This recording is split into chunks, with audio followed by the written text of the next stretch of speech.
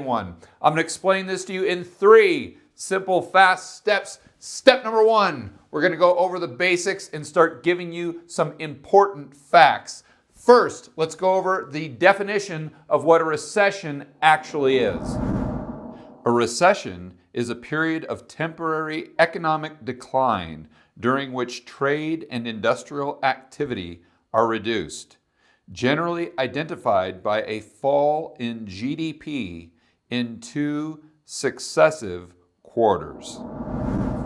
So a recession is all about real GDP growth. I've got a chart starting at 1990 going all the way to 2018. Our GDP growth goes up to 4% and down -4%.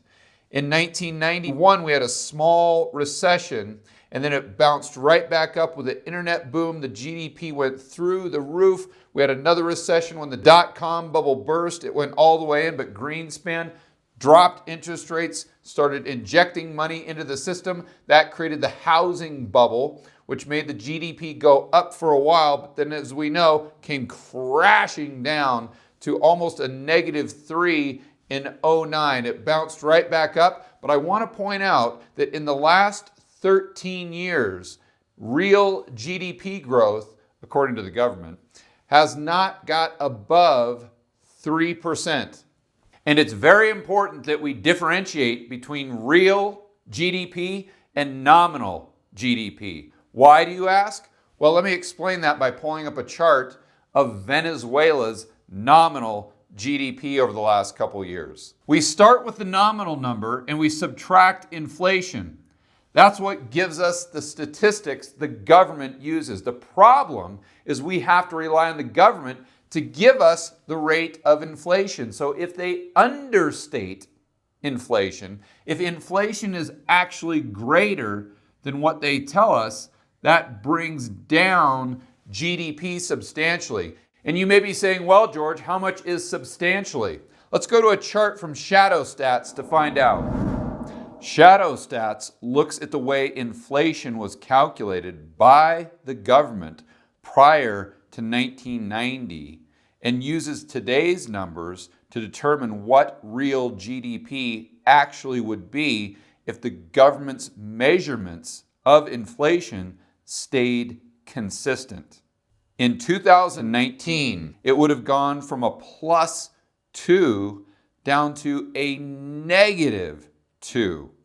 And if a recession is measured by consecutive quarters of negative GDP growth, according to Shadow Stats, the United States has been in a recession since 2005. And of course, the rebuttal from your friend and family member Fred is going to be, yeah, I know, but Shadow Stats, you can't trust those numbers. They're all rigged. That's a libertarian website. Okay, fine. Let's go ahead and compare the CPI to your own personal CPI.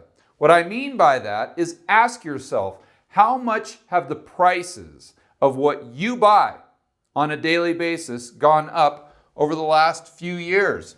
Housing, food, energy, healthcare, tuition. Has your inflation rate increased more than the government is telling us at 2%? Leave me a comment below. I want to know what your personal CPI is. Let's just say that the real rate is 4%. Remember, we haven't been above 3% for 13 years. So if we subtracted an additional 2%, that would take us down to a 1% GDP growth rate. And you may be saying to yourself, yeah, George, but that's still positive. We're not in a recession. Oh, but wait, there is more. Let's go over the price deflator. The number the government uses to bring nominal GDP down to real GDP actually isn't the CPI. It's the price deflator. So the lower this number is, the lower the rate of inflation that the government admits to, the higher GDP looks. And if you had to guess as to whether or not you think the price deflator is less than the CPI, what would you guess? Editor, let's throw up the chart. According to the Bureau of Labor and Statistics, the GDP price deflator is not only less, it's way less. So what that means is even if we did use the CPI, that would most likely take us from positive growth to negative growth. And if you're telling me in the comments that the real rate of inflation is even more than the CPI, that would just take us even further into the red. Step number 2, what about the unemployment rate? How can we be in a recession or headed towards a recession when the unemployment rate is at all-time lows? Let's check out another chart from Shadow Stats. Starts at 96, goes to 2016, but I added on a little bit, so we go to 2018. 5% unemployment rate all the way up to 25%. The government themselves measures unemployment 2 separate ways. U3 unemployment, which is this red line, and that's the headline number. So when you hear unemployment is 4% or 3.5%, they're using U3 data. U6 is the black line. The Shadow Stats unemployment rate is the blue line. And it really starts in 94, plummeting down. That's very key. More on that later. Flattens out in 96, goes back up after the dot-com bubble bursts, goes back down when we have the housing boom and we're injecting all that funny money into the system. Then it skyrockets at the great financial crisis. Everything crashes. And since then, the unemployment rate has continued to go down according to the government, where now it's at an all-time low. What is the difference between all these statistics? The government only includes people who have looked for work within the last 4 weeks in the U3 number. The people who haven't looked for work in the last 4 weeks, but have looked for work within the last year, are considered discouraged workers, and they're included in U6. So the U6 measurement includes all the discouraged workers and the workers who have looked for work within the last 4 weeks. Where Shadow Stats takes it a step further, they include the unemployed people who haven't looked for work within the last year. So technically, if you include all the people that haven't looked for work within the last year, even by the government's own measurement, the unemployment rate would be at 7%. And if you include all the unemployed people that are in the United States, we'd be at 22%. But we need to unpack this quite a bit further. Editor, go ahead and throw up a chart of the unemployment rate, including 1994. The unemployment rate from the early 90s to 1995 plummeted by over 30%. So what happened there? Did we have a GDP boom? No. GDP from 94 to 95 actually went down. So what happened in 1994 to cause such a dramatic drop in unemployment? To find out more, let's go to the Shadow Stats website. The broader Shadow Stats unemployment measure includes an estimate of all discouraged workers, including those discouraged for 1 year or more, as the BLS, Bureau of Labor Statistics, used to define and measure the series more broadly before 1994. So what the government did is they looked at their unemployment number and said, 10%? Yeah, we don't really like that. We're going to go ahead and move the goalposts to now that same 10% unemployment number is 5%. Look at that. Magic. The exact same thing they did with the CPI. So the next question becomes, does the additional data that we have at our disposal support this number, or this number? Editor, let's throw up the charts. Percentage of Americans under 18, in other words, kids, that are living in households that receive government assistance. In 2017, 51%. The percentage of U.S. population receiving food stamps, 12.2%. Percentage of Americans living in a household receiving government benefits. According to the U.S. Census Bureau, it's close to 50%. Based on that information, would you say our unemployment rate is at an all-time low? I don't think so. Step number 3, the deficit versus GDP. Let's assume for a moment that the government numbers are correct.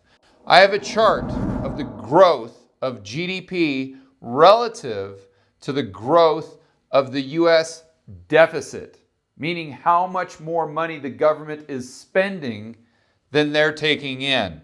This chart starts at 01, it goes to 2018, it goes from 500 billion up to 2 trillion. 04, 05, 06, it's where we want it to be. The GDP is growing at a faster rate than the deficit. But we hit the great financial crisis and it just goes crazy off the charts. The deficits go to well over $1.5 trillion. So you say, okay, George, well, that was in some desperate times. Yeah, okay. Fast forward to today, the deficits are still over $1 trillion. So what we can conclude is 100% plus of GDP growth can be attributed to government deficit spending. Let me explain this further. If you took the budget deficit and subtracted it from GDP growth, we would have negative GDP growth all throughout what is commonly referred to as the greatest expansion in U.S. history. Let's take it down to a household level. This is your friend and family member, Fred. He is unemployed, completely broke, but he's got $1 million credit card. So he goes out and buys a brand new Tesla truck, a mansion up on the hill. So he has all of this growth, just like GDP. But he's completely broke and he's borrowing against his future. He has no way of paying that back.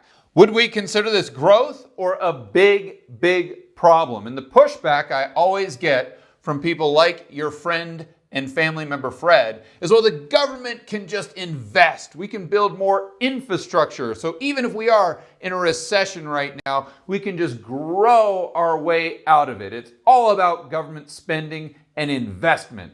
Well, let's take a look at that. Editor, let's throw up a pie chart of the U.S. expenditures.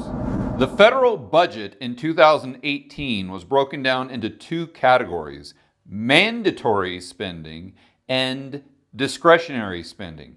The non-defense discretionary spending was $639 billion. And keep in mind, this is the budget, not what they spent. They had $1 trillion deficit.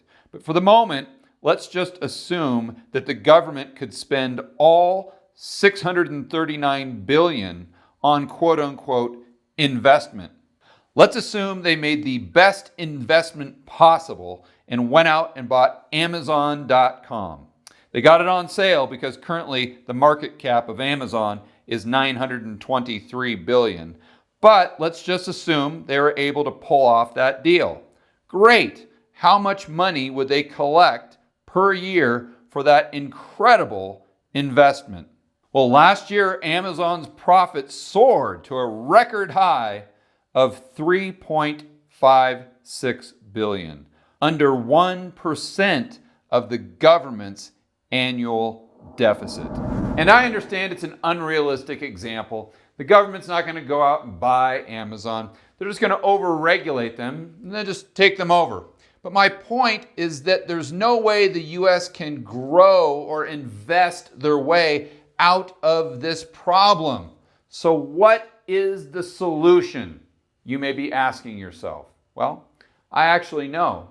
All they need to do to achieve that economic growth is just continue to move the goalposts. Do you think we're headed for a recession, or we're in one right now based on this astonishing new data and information? Let me know in the comments below. And for more content that'll help you build wealth and thrive in a world of out-of-control central banks and big governments, check out this playlist right here, and I will see you on the next video.